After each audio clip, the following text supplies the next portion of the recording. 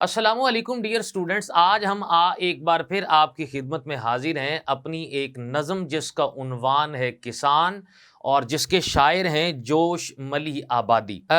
ہم نظم کا خلاصہ اور اس کی تشریح کرنے سے پہلے آپ کے سامنے جو ہے وہ جوش ملی آبادی کا ایک تعارف جو ہے یہاں پر بیان کریں گے کہ جوش ملی آبادی 1898 میں لکھنؤ میں پیدا ہوئے اور جن کا پورا نام جو ہے وہ شبیر حسن خان اور جوش ان کا جو ہے وہ تخلص تھا۔ کلمی نام جوش ملی آبادی اسی لیے اختیار کیا گیا اور خاندان میں علم و ادب کی روایت بھی موجود تھی، ان کے دادا بھی شاعر تھے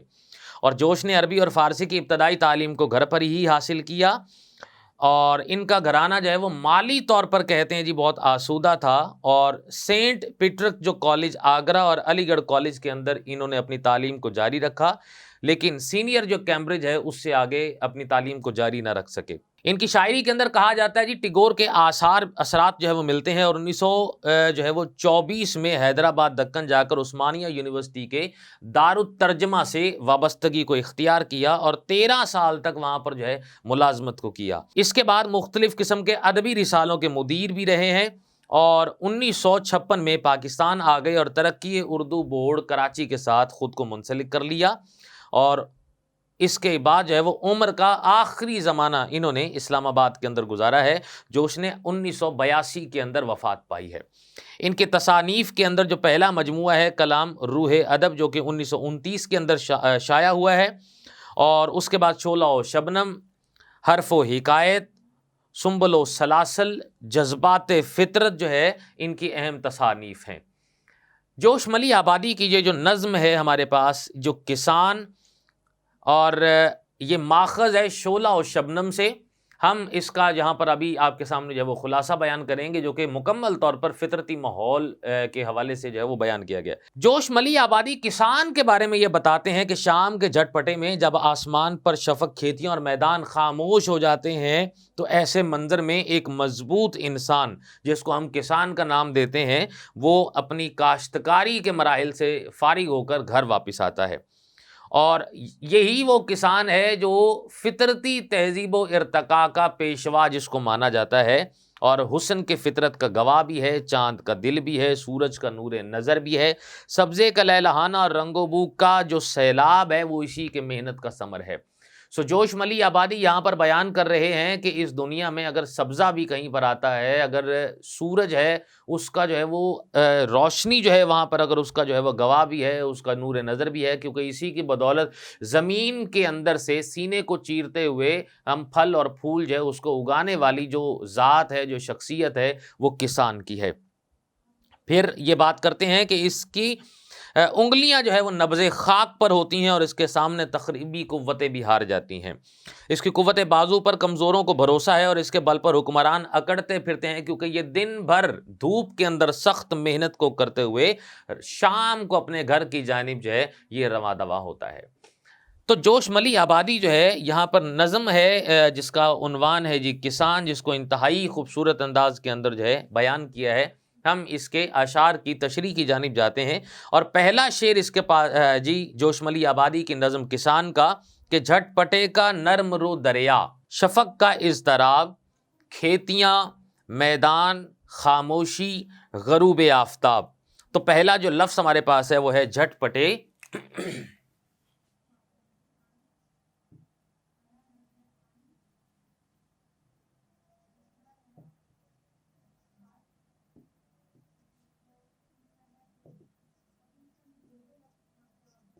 جس کا مطلب ہے جی شام کا وقت۔ دوسرا جو لفظ ہمارے پاس ہے وہ ہے اضطراب،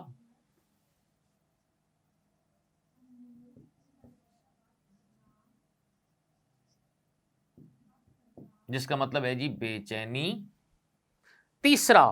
لفظ ہمارے پاس ہے وہ ہے بے قراری، بے چینی کے ساتھ ہی آتا ہے۔ نرم رو،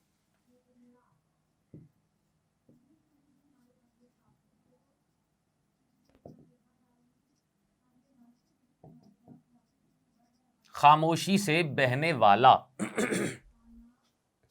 اگلا لفظ ہمارے پاس ہے شفق،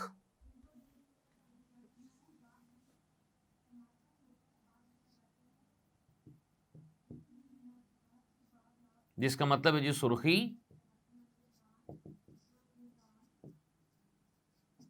جو شام کے وقت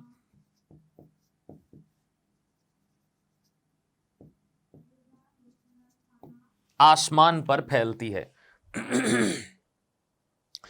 شعر ایک بار پھر میں آپ کے سامنے پڑھتا ہوں کہ جھٹ پٹے کا نرم رو دریا، شفق کا اضطراب، کھیتیاں میدان، خاموشی غروب آفتاب۔ شاعر اس میں یہ کہتا ہے کہ شام کے وقت جو ہے دریا بڑی روانی سے بہتا ہے، آسمان پر پھیلی سرخی کے اندر بے قراری پائی جاتی ہے، اور غروب آفتاب کے وقت کھیت اور میدان خاموشی کا منظر پیش کر رہے ہوتے ہیں۔ اس کے اندر شاعر جو ہے یہ بیان کر رہے ہیں، یعنی کہ جوش ملی آبادی جو ہے وہ اپنی نظم کسان کو، اس کے اندر کسان کو ہی خراج تحسین کو پیش کرتے ہوئے نظر آتے ہیں، اور یہ بات کرتے ہیں کہ شام کے وقت جب دریا بہتا ہے تو اس کی روانی جو ہے وہ بہت زیادہ قابل دید ہوتی ہے، اور دریا کا پانی بڑی دھیمی رفتار کے ساتھ چل رہا ہوتا ہے، اور ہر طرف خاموشی جو ہے یہ پہرا دے رہی ہے۔ جھٹ پٹے کا نرم رو دریا اور شفق کا اضطراب جو ہے اس میں کہا کہ آسمان پر پھیلی سرخی کے اندر جو بے قراری اور جو اضطراب پایا جاتا ہے، وہ حسین مناظر آسمان کے اوپر جو ہے وہ دل کو بھلے معلوم ہوتے ہیں۔ شاعر اس کے بارے میں یہ کہتا ہے کہ گیا جو دن تو ستاروں نے روشنی پائی، کسی کی موت کسی کی حیات ہوتی ہے۔ دوسرے مصرے کے اندر شاعر یہاں پر بیان کر رہے ہیں کہ غروب آفتاب کے وقت جو کھیت اور میدان پر خاموشی کا جو جادو ہوتا ہے، ہر طرف ایسا لگ رہا ہے جیسے خاموشی کا راج ہوتا ہے۔ اسی لیے دوسرا مصرع بیان کیا کہ کھیتیاں میدان خاموشی غروب آفتاب۔ تو یہاں پر بیان کیا گیا جی کھیتیوں کے بارے میں، یعنی کہ لہلہاتے اور سرسبز جو کھیت ہیں اور اس کے جو میدان ہیں، اور پھر ان میں پائی جانے والی مکمل خاموشی، اور سورج کا ڈھلنا، سورج کا غروب ہونا، یہ ایک جو ہے ایسا منظر ہے جو کہ دل کو موہ لینے والا منظر ہے، دل کے اندر اتر جانے والا جو منظر ہے۔ دن کے ڈھلتے ہی اجڑ جاتی ہیں آنکھیں ایسی جس طرح شام کو بازار کسی گاؤں میں۔ اسی لیے یہاں پر جو ہے وہ کسان جو ہے وہ فطرتی مناظر کی دلکشی اور رانائی کو بیان کرتے ہوئے ایک منظر کشی کر رہا ہے، اور تصویر کشی کرتے ہوئے کسان کو خراج تحسین پیش کر رہا ہے کہ یہ جتنی خوبصورتی اور رانائی ہے فطرت کے اندر جو پائی گئی ہے، جس کے اندر دریاؤں کا روانی سے چلنا ہے، میدان ہیں، کھیتیاں ہیں، اور پھر ان کے اندر پائی جانے والی جو خاموشی ہے، یہ صرف یہ ہے وہ کسان کے مرہون منت ہے۔ اگلا ہمارے پاس جو شعر ہے وہ شعر نمبر 2 ہے کہ یہ سما اور ایک قوی انسان، یعنی کاشتکار، ارتقا کا پیشوا، تہذیب کا پروردگار۔ سما ہم کہتے ہیں منظر کو،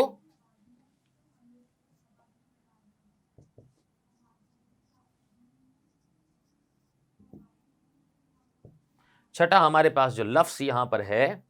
وہ ہے قوی انسان،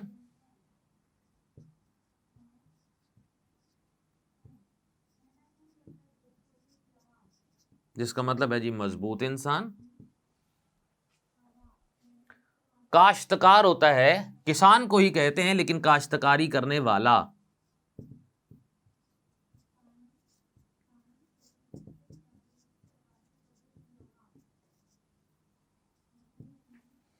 آٹھواں جو لفظ ہمارے پاس ہے وہ ہے ارتقا،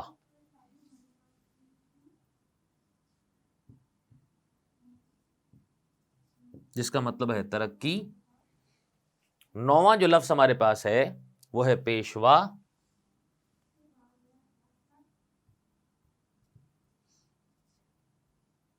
جس کا مطلب ہے امام۔ 10واں لفظ ہمارے پاس جو ہے وہ ہے تہذیب،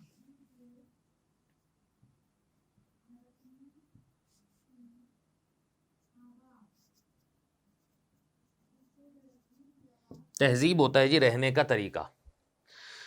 شعر نمبر 2 ہمارے پاس ہے کہ یہ سما اور ایک قوی انسان، یعنی کاشتکار۔ تو شاعر جو پہلے مصرے کے اندر ایک منظر کی دلکشی کو ریلیٹ کر رہا ہے یہاں پر کاشتکار کے ساتھ، یعنی کہ کسان کے ساتھ، چونکہ کاشتکاری کرتا ہی کسان ہے، اسی لیے، اور کسان چونکہ ایک مضبوط انسان ہے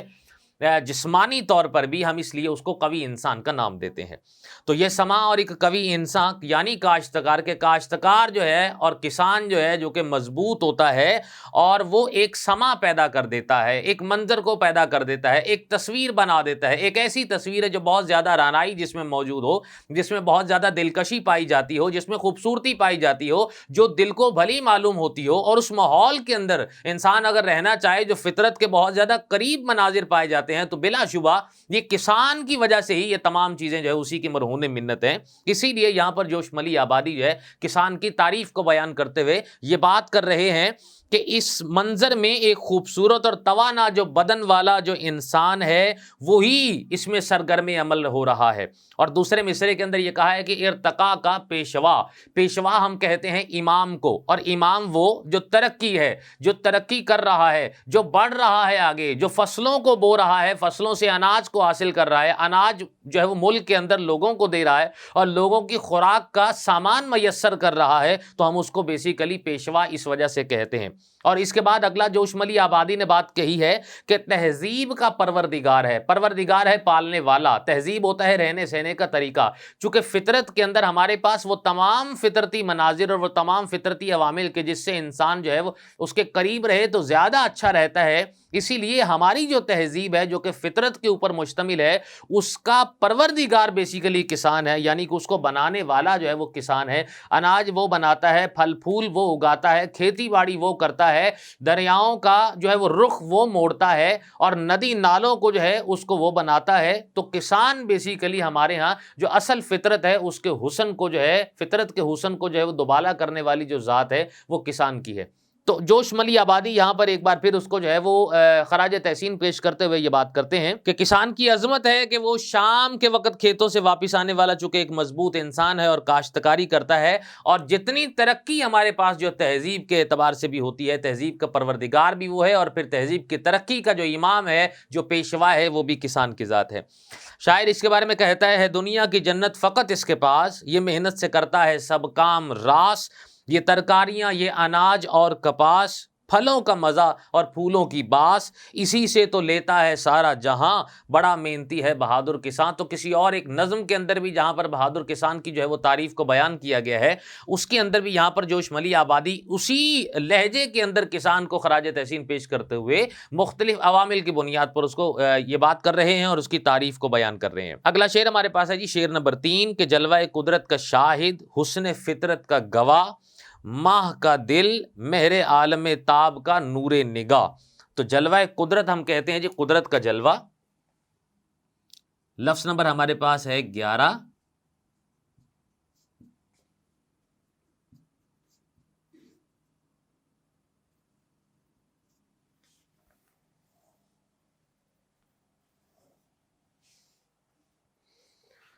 شاہد جو لفظ ہے ہمارے پاس اس کا مطلب ہوتا ہے گواہ۔ لفظ نمبر جو 13 ہمارے پاس آئے گا، شعر نمبر جو ہے وہ 3 میں سے، وہ ہے حسن فطرت، جس کا مطلب ہے جی فطرت کا حسن۔ لفظ نمبر جو 14 ہمارے پاس ہے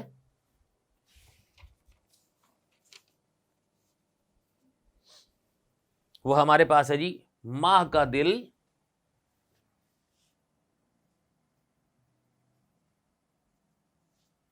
یعنی کہ روشنی کا مرکز۔ 15واں لفظ ہمارے پاس جو ہے وہ ہے مہر، یعنی کہ سورج، اور لفظ نمبر جو 16 ہمارے پاس ہے وہ ہے عالم تاب،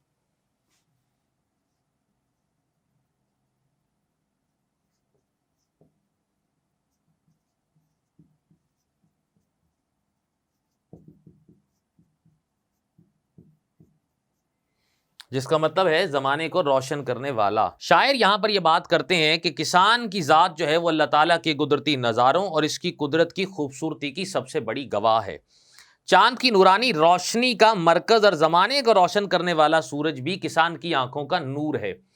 یہاں پر یہ بات جو ہے جوش ملی آبادی اپنے انداز کے اندر یہ کر رہے ہیں، جس کے اندر یہ بات خراج تحسین پیش کرتے ہوئے کہتے ہیں کہ جی جلوہ قدرت، یعنی کہ قدرت کے جتنے بھی جلوے ہیں ان تمام جلووں کا جو گواہ ہے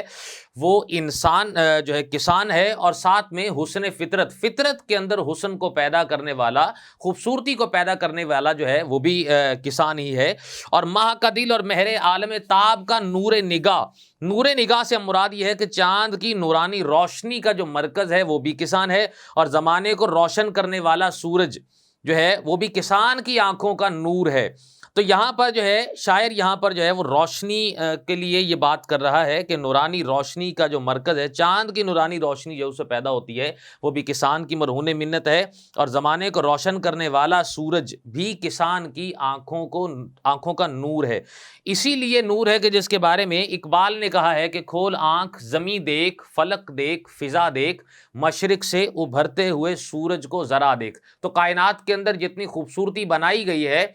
چاند کی روشنی ہے، چونکہ روشنی سے بھی بہت سارے جو ہے پھل اور پھول جو ہیں اس سے مٹھاس کو حاصل کرتے ہیں، اور اس کے ساتھ جو سورج کی روشنی ہے جو کہ مختلف اناج کو پکانے کے اندر ایک اہم کردار ادا کرتی ہے، تو ہم یہ سمجھتے ہیں کہ کسان کو خراج تحسین بنتا ہے۔ اور جوش ملی آبادی نے انتہائی خوبصورت انداز کے اندر اپنے شاعرانہ انداز میں اسی بات کی ترجمانی کی ہے، اور اس خوبصورت انداز سے کہی ہے کہ کائنات کے اندر اگر خوبصورتی، رعنائی اور دلکشی کے اندر اگر اضافہ ہوتا ہے روئے زمین پر، کرۂ ارض کے اوپر، تو کسان کی محنت کی بدولت ہوتا ہے۔ کہ کائنات کے اندر زمین کی تہ کے اوپر، زمین کی سطح کے اوپر اگر کہیں پر اگر کوئی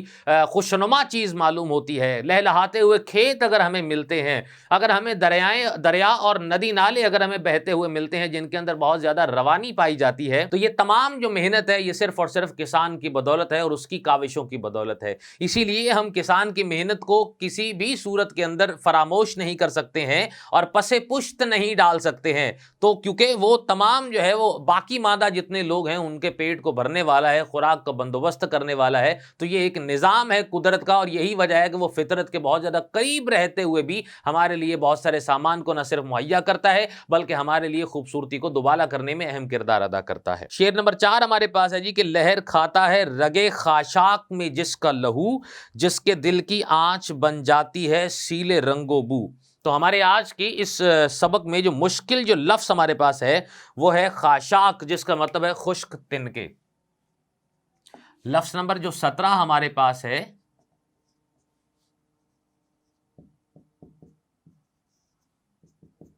یہ ہے خشک تنکے۔ لفظ نمبر جو 18 ہمارے پاس ہے وہ ہے آنچ،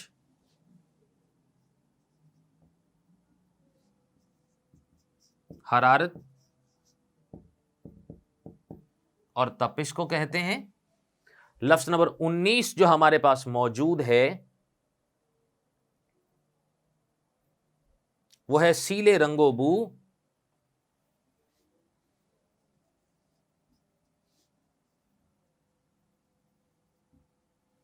سیلے رنگ و بو ہم کہتے ہیں رنگ اور خوشبو کا سیلاب۔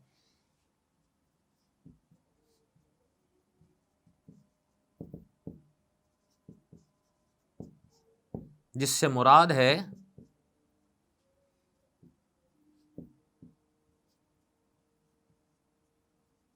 دنیا کی سرگرمیاں۔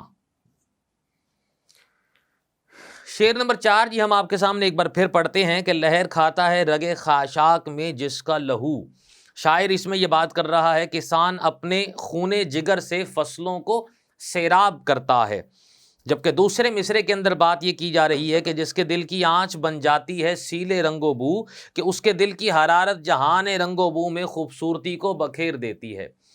بنیادی طور پر شاعر یہاں پر جو ہے یہ بات کو بیان کر رہا ہے کہ کسان اپنے خون جگر سے فصلوں کو سیراب کرتا ہے، یعنی کہ اپنے جگر کا خون دے کر فصلوں کو سیراب کرتا ہے، اس لیے کہ وہ اس کے اوپر محنت بہت زیادہ کرتا ہے۔ صبح سویرے ابھی سورج جو ہے آسمان پر ابھی جو ہے وہ نہیں چھاتا، روشنی ابھی ہلکی ہلکی جو ہے وہ نکل رہی ہوتی ہے کہ کسان جو ہے وہ کھیتوں میں ہل چلانے کے لیے اپنے گھر سے نکل پڑتا ہے، اور گھر سے جو ہے وہ نکلنے کی بدولت ہمارے پاس ہم یہ بات کرتے ہیں کہ وہ صبح سے رات گئے تک کام کرتا ہے۔ جب غروب آفتاب کا وقت ہوتا ہے تو تب جو ہے وہ بیلوں کے ساتھ واپس اپنے گھر کی جانب جو ہے وہ رخ کرتا ہے، اور اسی لیے کہتے ہیں کہ اس کی جو دل کی حرارت ہے، سارا دن کی جو مسلسل جو محنت ہے، یہ جہان رنگ و بو میں خوبصورتی کو بکھیر رہی ہوتی ہے، اور یہی وجہ ہے کہ کسان کا صبح سے لے کر رات گئے تک جو ہے محنت کرتے رہنا، یا مغرب کے وقت تک جو ہے وہ مسلسل محنت کرنے کی وجہ سے جو آبیاری ہوتی ہے اس کی، یہ سب اور جو ہے وہ کسان کی مرہون منت ہے۔ شاعر ایک اور موقع پر اس کے بارے میں یہ کہتا ہے کہ ہمارا خون بھی شامل ہے تزئین گلستاں میں، ہمیں بھی یاد کر لینا چمن میں جب بہار آئے، ایک اور موقع پر بھی شاعر یہ کہتا ہے کہ خون دل دے کے نکھاریں گے رخے برگے گلاب، ہم نے اس گلشن کے تحفظ کی قسم کھائی ہے۔ تو بلا شبہ یہاں پر جو ہے وہ جگر کا لہو پیشانی پر پسینے کے موتی بن کر جو ہے وہ چمکتا ہے تو کھیتوں میں گرتا ہے، تو اس سے تنکوں میں بھی جان آ جاتی ہے، اور کھیتوں کی چمک دمک کے چونکہ کسان کا جو ہے وہ لہو ہے وہ شامل حال ہوتا ہے، اسی لیے یہاں پر جو ہے وہ شاعر یہ کہہ رہا ہے کہ پاکستان کسان کے دل کی حرارت اور تپش جو ہے اس دنیا کو خوبصورتی عطا کرتی ہے، اور اس وجہ سے شاید جدھر بھی نگاہ اٹھائیں سبزہ جو ہے وہ ہر طرف لہلہاتا ہوا ہمیں نظر آتا ہے، اور کسان اپنی ذات سے ایک عہد یہ کرتا ہے کہ اسے محنت کرنی ہے اور اس بنجر زمین کو جو ہے وہ گل و گلزار کے اندر بدل دینا ہے، اور اس وجہ سے کسان کو جو ہے وہ ہمیں خراج تحسین بنتا ہے، اور ہم اس کے بہت زیادہ ہمیں شکر گزار رہنا چاہیے۔ شعر نمبر جو 5 ہمارے پاس ہے کہ دوڑتی ہے رات کو جس کی نظر افلاک پر، دن کو جس کی انگلیاں رہتی ہیں نبض خاک پر۔ نظر ہم کہتے ہیں آنکھ کو، جو کہ لفظ نمبر 20 ہے،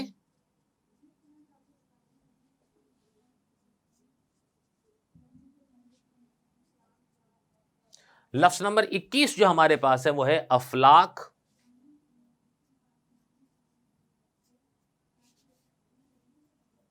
جس کا مطلب ہے جی فلک کی جمع، مراد آسماں۔ لفظ نمبر 22 ہمارے پاس ہے وہ ہے نبض،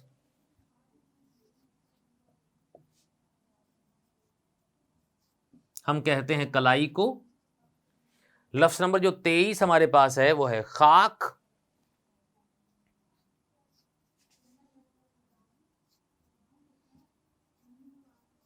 جس کا مطلب ہے جی کھیت کی مٹی۔ شعر میں آپ کے سامنے ایک بار پھر پڑھتا ہوں کہ دوڑتی ہے رات کو جس کی نظر افلاک پر، دن کو جس کی انگلیاں رہتی ہیں نبض خاک پر۔ شاعر اس کے اندر یہ بات بیان کر رہا ہے کہ کسان کی آنکھیں رات کے وقت آسمان کی سمت ہوتی ہیں، اور دن کے اوقات میں اس کی انگلیاں کھیت کی مٹی کے ساتھ کھیلتی ہیں۔ یہاں پر جو ہے وہ شاعر کسان کو خراج تحسین پیش کرتے ہوئے پہلے مصرے کے اندر کہتا ہے کہ کسان کی فطرت میں محنت کا شامل ہونا ایک فطری امر ہے، چونکہ اس کے جو ہے وہ علم ہے اسے کہ وہ ہر روز خوب محنت کرتا ہے، کھیتوں کو سیراب کرتا ہے، زمین میں گوڈی کرتا ہے، اور رات کو امید بھری نظروں سے آسمان کو تکتا ہے، اور رات کے اندھیروں میں خدا سے روشنیوں کا جب طلبگار ہوتا ہے اور پھر میٹھی نیند سو جاتا ہے، اور دنیا کو یہ پیغام دیتا ہے کہ وہ دیکھو سورج نکل رہا ہے، ہر ایک منظر بدل رہا ہے، اور دن کے وقت جب اس کی انگلیاں جو ہے وہ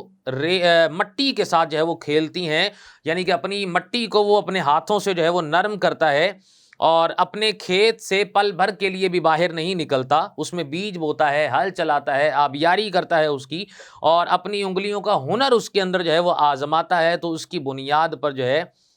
وہ کامیاب ہو جاتا ہے، سرخرو ہوتا ہے۔ حفیظ جالندری نے اس کے بارے میں یہ بات کہی ہے کہ ہوئی ہل چلاتے ہوئے دوپہر، چھپے سائے میں جا کے سب جانور، ہوا اس کا پنڈا پسینے میں تر، نہیں ہے مگر اس کے دل پر اثر، نہ چہرے پہ یاس ماندگی کے نشاں، بڑا محنتی ہے بہادر کساں۔ تو یہاں پر کسان کی جو محنت ہے اس کے بارے میں یہاں پر جوش ملی آبادی تذکرہ کرتے ہیں کہ صبح سے لے کر شام تک جو ہے مٹی کے ساتھ، اپنی انگلیوں کے ساتھ جو ہے وہ مٹی کے ساتھ وہ کھیلتا ہے، اور مٹی کے ساتھ وہ لگا رہتا ہے، وہ چاہے دن کی سخت جو ہے وہ دھوپ ہو، ٹھنڈ ہو، یا کچھ بھی ہو، ہر لمحے کے اندر جو ہے کسان جو ہے وہ اپنے کھیتوں کے اندر کام کاج میں لگا رہتا ہے، اور رات کو آسمان کی جانب تکتا ہے اس امید کے ساتھ کہ صبح پھر سورج طلوع ہوگا اور پھر سے وہ محنت کرے گا، اور پھر یہ امید بھی اس کو ہوتی ہے کہ ایک نہ ایک دن اس کی جو امید ہے یہ ضرور جو ہے یہ رنگ لائے گی اس میں سے۔ اس کے بعد ہمارے پاس جی شعر نمبر 6 ہمارے پاس ہے کہ سر نگوں رہتی ہے جس سے قوتیں تخریب کی، جس کے بوتے پر لچکتی ہے کمر تہذیب کی۔ سر نگوں ہوتا ہے نیچے رہنا یا جھکنا۔ لفظ نمبر جو 24 ہمارے پاس ہے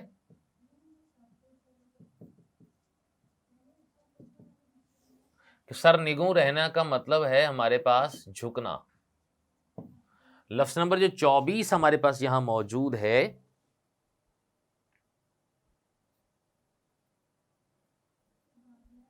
تخریب،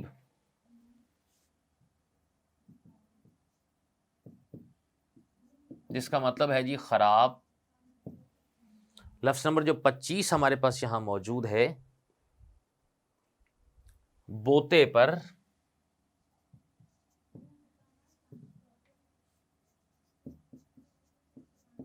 یعنی کہ سہارے پر. تہذیب کی کمر لچکتی ہے یعنی کہ خوبصورتی میں اضافہ ہوتا ہے،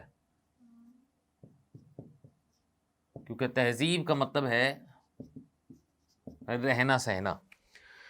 شعر ہمارے پاس ہے کہ سر نگوں رہتی ہیں جس سے قوتیں تخریب کی، جس کے بوتے پر لچکتی ہے کمر تہذیب کی. کہ کسان کی قوت اور حوصلے کے سامنے تمام بڑی طاقتیں جو ہے وہ شکست کھا جاتی ہیں، اور کسان کی ہمت کے سہارے تہذیب کو خوبصورتی اور شان و شوکت ملتی ہے. جوش ملی آبادی اس شعر میں بھی کسان کی محنت کا جو ہے وہ تذکرہ کرتے ہوئے نظر آتے ہیں، اور یہ بیان کرتے ہیں کہ انسان کی محنت کا فیض کائنات کے پہلے دن سے جاری ہے. کیونکہ حضرت آدم علیہ الصلوۃ والسلام کے بارے میں یہاں پر جو ہے اس کی طرف اشارہ کیا گیا ہے کہ انہوں نے کھیتی باڑی جو ہے اس کو پیشے کے طور پر اپنایا تھا، اور کسان نے ہمیشہ اپنے عزم سے تمام بری قوتوں کو ہمیشہ شکست دی ہے. اب تمام بری قوتیں سے مراد وہ تمام جو ہے موسمیانہ جو ہے وہ خرابیاں ہیں جو کہ کسان کی محنت کے اوپر پانی پھیرنے کے ارادے کے ساتھ آتی ہیں یا کوشش کرتی ہیں، جس میں سیلاب ہو سکتا ہے، جس میں قدرتی آفات ہو سکتی ہیں، جس میں دوسرے مختلف قسم کے جو ہے وہ مسائل ہو سکتے ہیں. لیکن کسان ان تمام کا مقابلہ کرتا ہے اور ہمیشہ جو ہے وہ جیت کر دکھاتا ہے. اور شاعر اس میں کہتے ہیں کہ سب دشمنان امن میری نیند لے گئے، میں جاگتا ہوں شہر کے آرام کے لیے. دوسرے مصرے میں شاعر یہ کہتا ہے کہ کسان ہی کی ذات ہے کہ جس کے بلبوتے پر ہمیشہ انسانی تہذیب نے ترقی کی ہے. کسان کی محنت کا یہ ثمر ہے کہ آج دنیا کے اندر امن قائم ہے. شیطانی قوتیں تمام جو ہے یہ سرنگوں ہیں، اور کسان کی بدولت دنیاوی تہذیب کو خوبصورتی ملی ہے اور رنگا رنگی اس کو نصیب ہوئی، اور انسانوں کو خوراک مہیا کرنے والی جو ذات ہے وہ بھی کسان کی ہے. یعنی کہ جتنی جو کوششیں ہیں وہ مصنوعی معاملات کو اور حالات کو بنانے کی کوشش کی گئی ہے، لیکن کسان نے یہاں پر فطرتی ماحول کو ہمیشہ سے جو ہے وہ دوبالا رکھا ہے، اور ان تمام مصنوعی قوتوں کے خلاف ہمیشہ قوت آزمائی کی ہے اور کامیابی جو ہے اس کو حاصل کیا ہے. اور اپنے رستے کے اندر آنے والی جتنی مشکلات ہیں، جتنی پریشانیاں ہیں، جتنے مسائل ہیں، ان سب کا بڑی جوانمردی کے ساتھ مقابلہ کرتے ہوئے ہمیشہ جو ہے وہ کامیابی سے ہمکنار ہوا ہے، اور جتنی دوسری جو قوتیں ہیں جو کہ تخریب سے متعلق ہیں ان کو ہمیشہ نیچے جھکایا ہے. اگلا ہمارے پاس جو شعر ہے، شعر نمبر 8 کہ دھوپ کے جھلسے ہوئے رخ پر مشقت کے نشاں. شعر نمبر جو 7 ہمارے پاس ہے کہ جس کے بازو کی صلابت پر نزاکت کا مدار، جس کے کس بل پر اکڑتا ہے غرور شہریار. تو صلابت کا جو لفظ ہمارے پاس ہے اس کا مطلب ہے سختی.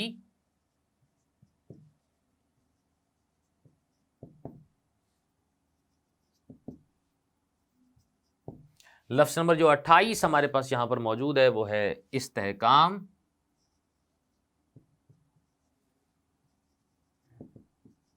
جس کا مطلب ہے مضبوطی. لفظ نمبر 29 ہمارے پاس ہے وہ ہے نفاست.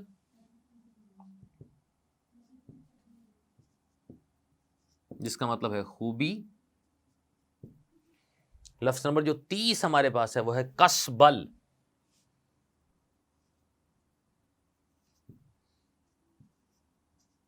جس کا مطلب ہے جی دمخم. لفظ نمبر 31 ہمارے پاس ہے وہ ہے شہریار.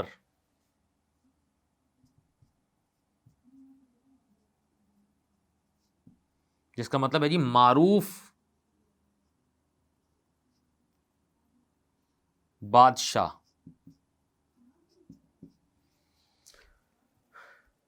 شعر نمبر 7 ہمارے پاس ہے کہ جس کے بازو کی صلابت پر نزاکت کا مدار. جس کا مطلب ہے کہ دنیا کی تمام رونقیں اور خوبصورتی کے جو پیچھے ہے وہ کسان کی قوت ہے. اور دوسرا مصرع ہے جس کے کس بل پر اکڑتا ہے غرور شہریار کے بادشاہ بھی کسان کی سخت محنت کے بلبوتے پر فخر محسوس کرتا ہے. شاعر نے یہاں پر یہ بات بیان کی ہے کسان کو خراج تحسین پیش کرتے ہوئے کہ وہ کہتے ہیں کہ دنیا کی تمام تر خوبصورتی اور رونقیں ایک ہی ذات کی وجہ سے مارج وجود میں آتی ہیں، اور وہ ہے کسان کی قوت بازو. وہ سخت ترین گرمی میں جان توڑ کر محنت کرتا ہے، جس کا نتیجے میں ننھی جو ہے وہ کونپلوں کی صورت کے اندر ظاہر ہوتے ہیں، اور اس کی دیکھ بھال جب ہوتی ہے تو پھر سرسبز جو کھیت ہیں یہ لہلہاتے ہیں، اور یہ سب کسان کے بازو کی طاقت کے سبب ہے. حفیظ جلندری بات کرتے ہیں کہ ہے دنیا کی جنت فقط اس کے پاس، یہ محنت سے کرتا ہے سب کام راس. شعر نمبر 7 ہم ایک بار پھر آپ کے سامنے یہاں پڑھ دیتے ہیں کہ جس کے بازو کی صلابت پر نزاکت کا مدار، جس کے کس بل پر اکڑتا ہے غرور شہریار. کہ شاعر نے اس میں یہ کہا ہے کہ دنیا کی تمام رونقیں اور خوبصورتی کے پیچھے کسان کی قوت بازو پوشیدہ ہے، کہ جتنی بھی کائنات کے اندر جو رونق پیدا ہوئی ہے یا جو بڑی ہے، اس میں کسان کی جو ہے وہ محنت اس کے اندر پوشیدہ ہے، اس لیے کہ کسان صبح سے لے کر شام تک محنت کرتا ہے، کسان ہمت نہیں ہارتا، کسان امید نہیں چھوڑتا ہے، اور وہ اتنی زیادہ وہ محنت کرتا ہے اور پھر وہ اللہ کا شکر ادا کرتا ہے جب اس کی محنت جو ہے وہ رنگ لاتی ہے، اور زمین جو ہے جو بنجر زمین ہے وہاں پر جو ہے سرسبز جو کھیت ہیں جو لہلہانے لگتے ہیں، پرندے وہاں پر آ کر چہچہانے لگتے ہیں، اور ندیاں جو ہے وہ بہتی ہیں جو کہ اس کی خوبصورتی میں اضافہ کرتی ہیں، تو یہ بلا شبہ کسان کی جو ہے وہ محنت کی بدولت ہے۔ دوسرے مصرے کے اندر یہ بات کہی ہے کہ جس کے کسبل پر اکڑتا ہے غرور شہریار، کہ جو شہر کا بادشاہ ہے، جو شہنشاہ ہے، وہ بھی کسان کی جو ہے وہ محنت اس کے اوپر فخر کرتا ہے۔ شاید اس کی بات اس میں اس وجہ سے کہی گئی ہے کہ انسان کو دنیا میں جتنی چیزوں کی بھی ضرورت ہوتی ہے وہ شاید ان کو کسان اگاتا ہے یا پیدا کرتا ہے، یا اگلا جو کام ہے وہ اس کا پروسیس کا ہے کہ اس کے بعد پھر سے کہیں نہ کہیں سے کوئی نہ کوئی چیز نئی جو ہے وہ بدل کر سامنے آ جاتی ہے۔ تو لیکن جو اس کا اوریجن ہے، جو اس کی اصل ہے، وہ زمین سے چونکہ ہم حاصل کرتے ہیں، اور کسان اس کے لیے بہت زیادہ محنت کرتا ہے، اسی لیے دنیا کا بادشاہ بھی اس کے اوپر بہت زیادہ فخر محسوس کرتا ہے۔ گویا انسان کو خوراک جو ہے وہ بہم پہنچانے کی جو ذمہ داری سمجھ لیں وہ کسان کی ہے، اور کسان صبح سے لے کر شام تک جب اس میں محنت کرتا ہے اور اس میں بیج جو ہے وہ بوتا ہے، پھر اس کو پانی مسلسل لگاتا ہے، جڑی بوٹیوں کو اس میں سے تلف کرتا ہے، اس کو کاٹتا ہے، اور کاٹنے کے بعد اس کی جو ہے وہ خوراک کا ایک را جو میٹیریل ہے، خام مال جو ہے اس کے صورت کے اندر اس کو تیار کر کے منڈی تک پہنچاتا ہے، اور ہمارے لیے کھانے کا جو ہے وہ ایک سبب پیدا کرتا ہے، دھرتی کا سینہ جو ہے وہ چیر کر۔ تو بلا شبہ اس کے اندر جتنی بھی محنت ہے وہ ساری کی ساری ہم یہ سمجھتے ہیں کہ وہ کسان کی مرہون منت ہے۔ شعر نمبر 8 ہمارے پاس ہے کہ دھوپ کے جھلسے ہوئے رخ پر مشقت کے نشاں، کھیت سے پھیرے ہوئے منہ گھر کی جانب ہے رواں۔ تو جھلسے ہوئے ہم کہتے ہیں جی جلے ہوئے، لفظ نمبر 32 ہمارے پاس ہے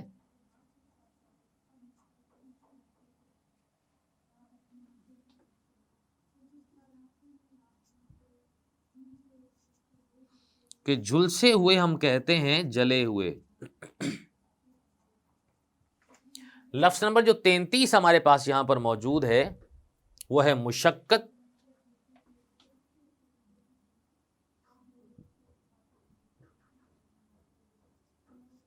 جس کا مطلب ہے محنت۔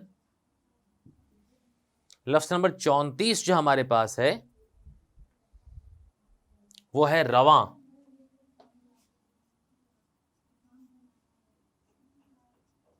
جس کا مطلب ہے روانہ ہونا۔ شعر نمبر 8 میں شاعر یہ بیان کرتا ہے کہ دھوپ کے جھلسے ہوئے رخ پر مشقت کے نشاں، کھیت سے پھیرے ہوئے منہ گھر کی جانب ہے رواں، جس کا مطلب ہے کہ کسان شام کے وقت دھوپ سے جلے ہوئے چہرے کے ساتھ مسکراہٹ کو سجائے گھر کی طرف جو ہے یہ چلا جاتا ہے۔ جوش ملی آبادی یہاں پر جو ہے وہ کسان کی کیفیت کا اور ظاہری جو ہے وہ حلیے کا ایک تذکرہ کرتے ہیں، جس میں وہ بیان کرتے ہیں کہ مشقت کی بدولت جو ہے چہرہ جو ہے کسان کا جو ہے وہ جھلس جاتا ہے گرمی کی تپش سے، گرمی کی حدت سے اور محنت سے، اور اس کی جو رنگت ہے وہ سیاہ ہو جاتی ہے، اور جو جلد ہے وہ جھلس کر جو ہے وہ تقریباً آپ کہہ لیں کہ وہ آدھی جلی ہوئی ہوتی ہے، اور کھیت سے پھیرے ہوئے منہ گھر کی جانب رواں، لیکن پھر بھی کسان مسرت و شادمانی کے ساتھ شام کو اپنے گھر کی جانب جو ہے وہ رخ کرتا ہے، اور ایک نئی امید اور اگلے دن کے ایک نئے عزم کے ساتھ جو ہے وہ چل رہا ہوتا ہے اور جا رہا ہوتا ہے۔ اس کی ہمت ابھی بھی جو ہے اس کے اندر کمی نہیں آتی، اور اسی لیے وہ ہمیشہ اس کو محنت کرتا ہے۔ اور یہاں پر شاعر یہ بات کرتا ہے کہ کڑی دھوپ چاروں طرف چھا گئی، ہوا جس کی گرمی سے تھر آ گئی، یہ بیلوں کی جوڑی جو گھبرا گئی تو اس کی جگہ دوسری آ گئی،